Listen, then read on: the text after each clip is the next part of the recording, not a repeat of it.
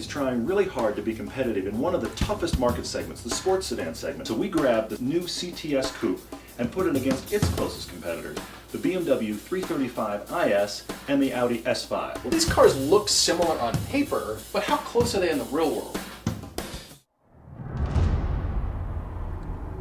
This is the Cadillac CTS Coupe. If the Germans offer it, Cadillac wants to give you an option, and the CTS Coupe is filling a void.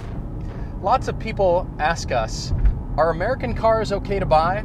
From a price perspective, as well as performance and premium features, this car competes all day long against its German competitors. It's that attitude you like about a muscle car, but a little bit more refined, a little bit more luxurious, a little more grown up. This car has a lot more flair than its German competitors.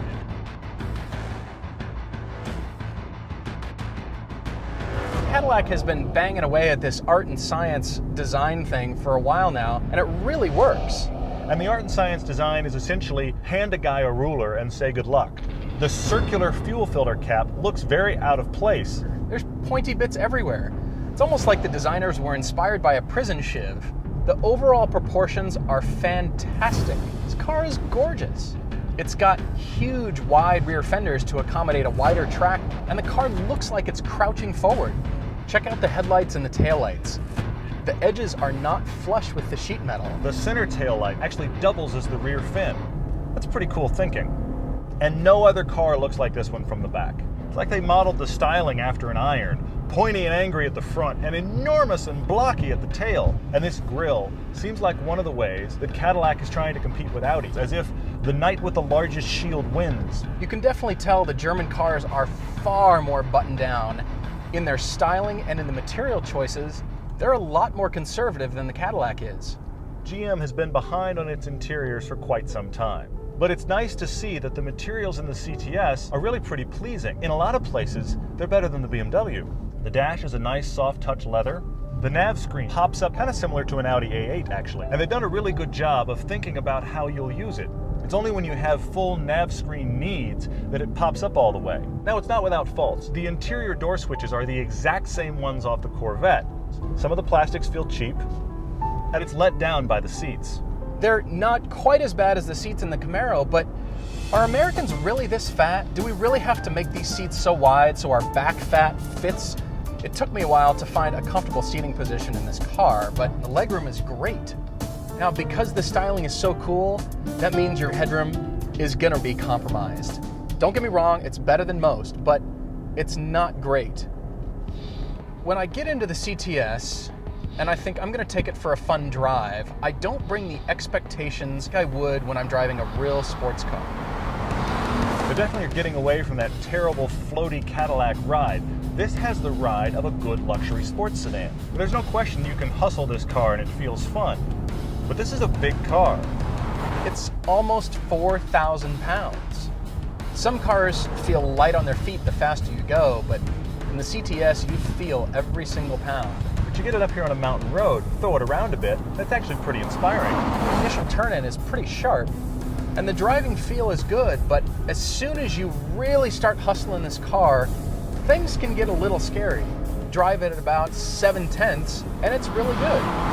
Power steering is electric, and so it's pretty low on information. You have to learn how to wrestle it, and it takes some wrestle. You gotta plant it just right in the corner and ease your way onto the power so you don't overwhelm the tires and get understeer right away.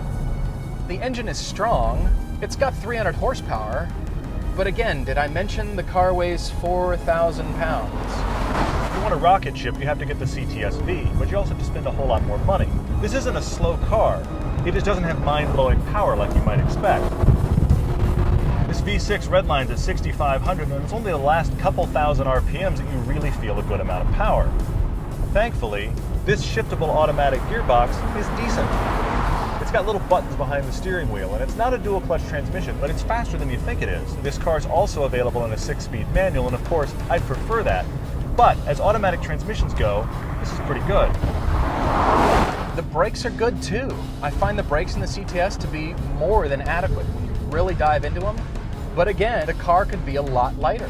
I think the CTS should be much more deliberate. Does it want to be luxury? Does it want to be sport? Trying to do everything well is difficult. I wish the CTS was 500 pounds lighter and the steering was more organic, but that's me being picky. For this market segment, it's amazing how well this car competes. And to answer the question of are American cars good? Absolutely yes. Especially this one. It's not a full-on sports car. I really like this thing. I could actually see myself owning this car. And here I am, a German car snob. The CTS is really a luxury muscle car. It's not quite as sharp and refined as a smaller car. But you don't buy this because you want a small car. You buy this because you want some attitude and you want some luxury.